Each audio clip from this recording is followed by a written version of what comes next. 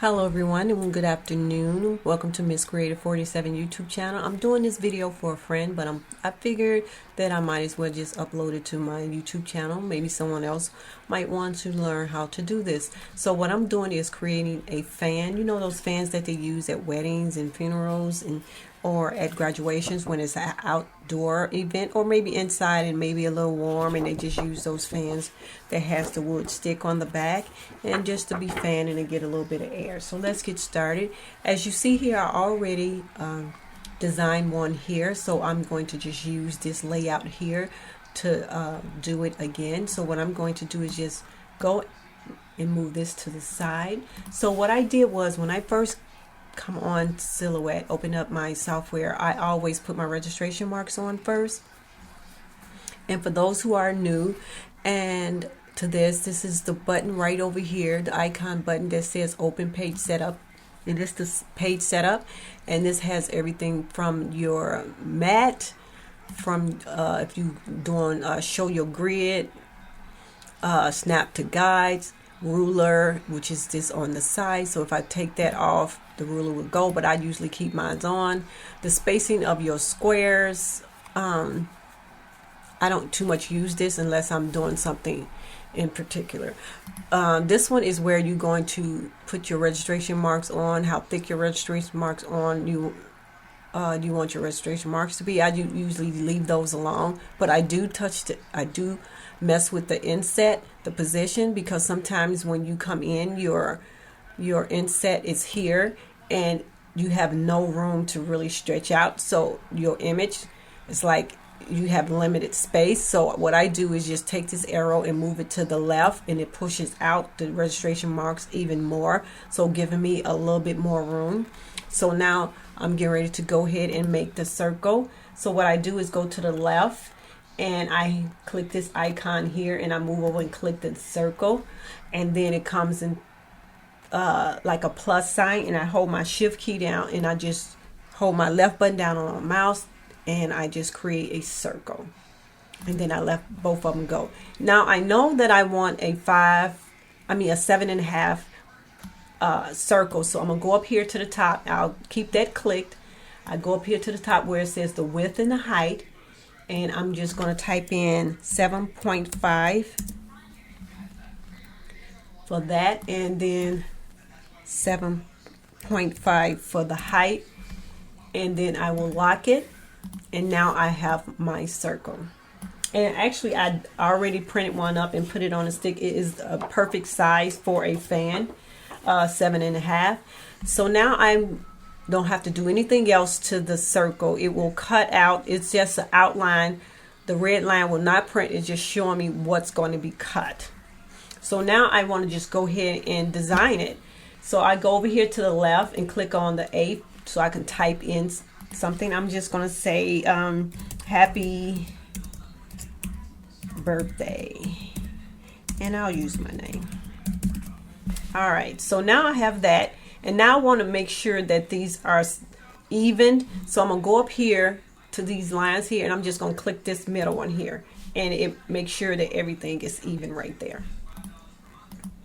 Everything is aligned. So now I'm just going to move it over on this side, and I want to stretch this out a little bit. And I actually don't like the font, so I'm gonna go over here to the right and click on this A, and it pull up the font text style, so I can just go ahead and click and see what I want. And I actually like that one, but you can go and pick whatever font that you have on your list, but I'm going to pick this one. So I notice here that with this font, and I'm gonna zoom in just a little bit, with this font, that it's not connected in some parts, like the H and the A is not really connected. So I'm going to go ahead and right click, and I'm going to go ahead and weld, and now it's all one piece, except for the P, the H, all that is not one piece, because you can see it has a space between them. But I'm gonna go ahead and drag my mouse over, right click, and group. That way it all will stay together, and I don't want to move this and then this be, and then it's just get all out of proportion when you just don't group it. So I'm gonna go ahead and group that. Now just say that you wanted to do something really fancy with this, and you want to put some glitter. So what I'm gonna do over here, I'm just gonna do a split screen, and I'm going to go ahead and minimize that a little bit. Okay, so I want to color this into like some glitter. So I already made some folders in my pattern section, so I won't have to constantly going on my computer on the desktop looking for it. So I put all the glitter paper here, and all I have to do, make sure I click on my words to make sure I highlight it. And actually I want to take the red outline off of that. So I go to this line here, and I go to the color, and I just click here, and it take that outline. So now you have this glitter in here. You can do any color, it will change for you. All you just have to keep clicking and see exactly what you want. I like this pink. There's another pink, and you just have fun with it. You can do this. That's pretty. It depends on exactly what you're looking for. So I'm gonna go back and click the pink that I have, and then I'm gonna minimize, and then I'm gonna close out the split screen by clicking back on the arrow. Now I want to decorate the top and bottom, but first I want to go ahead and make sure this is in the center. So I'm gonna drag my mouse over both of them and go to the right and click on this icon here. It's the transform icon, and I'm just gonna click on center, and now it's centered to that. Now I already got these flowers here, so I'm just going to go ahead and use these, and I'm just going to hit Control V, and it made a copy for me, and I can just put it here. But I got these flowers doing a Google search. I just typed in watercolor flowers, and they come in pink, so you know you don't have to worry about taking the white background from it.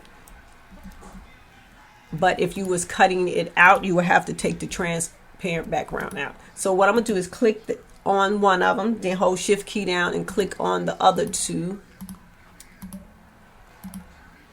And I'm going to right click. Actually, no, I'm going to click on it, and I'm going to group it. So I'm gonna right click and group. And then what I want to do, a second one. So I'm going to do Control V, and it makes a second one. And I'm going to group that one. And I'm going to turn that around this way. And I could have actually did a 90-degree thing, but I didn't. Okay. So, and there you are. So now this is ready to print and cut.